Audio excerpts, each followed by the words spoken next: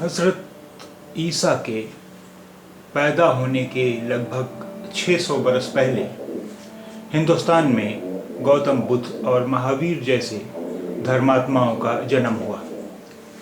इन लोगों ने जैन मत फैलाया।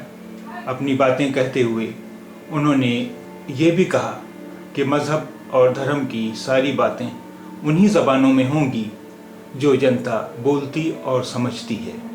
ये धर्म, खासकर बुद्ध धर्म, बड़ी तेज़ी से फैला और हिंदुस्तान से निकलकर बर्मा, चीन, जापान, मलाया, इंडोनेशिया, ईरान और दूसरी जगहों पर पहुंचा। इस वक्त जो बात याद रखने की है वो ये कि बुद्ध मत की वजह से संस्कृत को धक्का लगा और दूसरी बोलियां और ज़बानें तरक्की करने लगीं।